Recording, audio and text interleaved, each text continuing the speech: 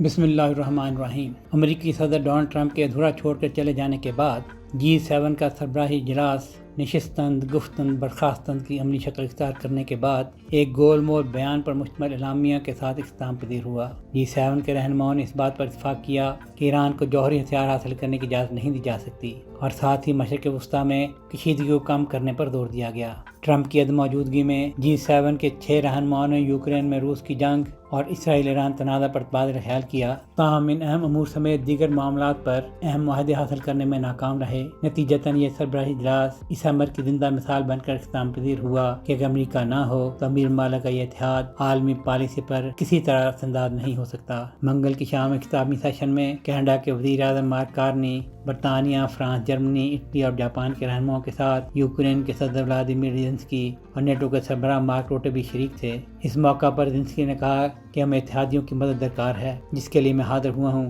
انہوں نے اپنے موقع کو دہرایا کہ ہم امن، مذاکرات اور غیر مشروط جنگ بندی کے لیے تیار ہیں۔ میرے خیال میں یہ بہت ضروری ہے، لیکن اس کے لیے ہمیں دباؤ کی ضرورت ہے۔ جبکہ دیگر رہنماؤں نے مشترکہ طور پر ان غیر منڈی اقدامات کا مقابلہ کرنے کی کوشش کرنے پر اتفاق کیا جو اہم معدنیات تک عالمی رسائی کو خطرے میں ڈال سکتے ہیں۔ انہوں نے تکنیکی انقلاب کی صلاحیت کو اپنانے اور ملازمت اور ماحولیات پر مصنوعی ذہانت کے نشیب افراد کو محدود کرنے کا بھی عہد کیا۔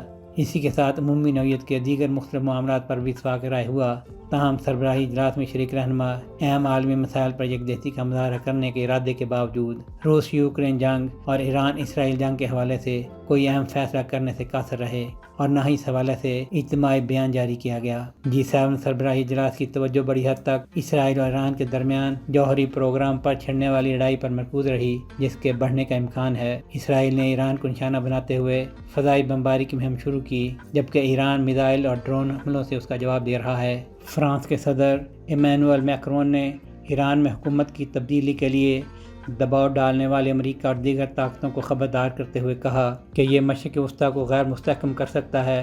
میکرون نے کہا کہ مجھے یقین ہے کہ آج سب سے بڑی غلطی ایران میں فوجی ذرائع سے حکومت کی تبدیلی کو آگے بڑھانا ہوگی، کیونکہ یہ صرف ایران نہیں، پورے مشرق وسطیٰ کو افراتفری اور خانہ جنگی کی طرف لے جانے کا باعث بنے گا۔ صدر ٹرمپ نے اجلاس کو چھوڑ کر واشنگٹن واپسی سے پہلے ایک بیان جاری کرنے میں دوسرے رہنماؤں کے ساتھ شمولیت اختیار کی تھی، جس میں کہا گیا ہے کہ ایران کبھی بھی جوہری ہتھیار حاصل نہیں کر سکتا، اور غزہ میں جنگ بندی سمیت مشرق وسطیٰ میں تنازع میں کمی کا مطالبہ بھی کیا گیا تھا۔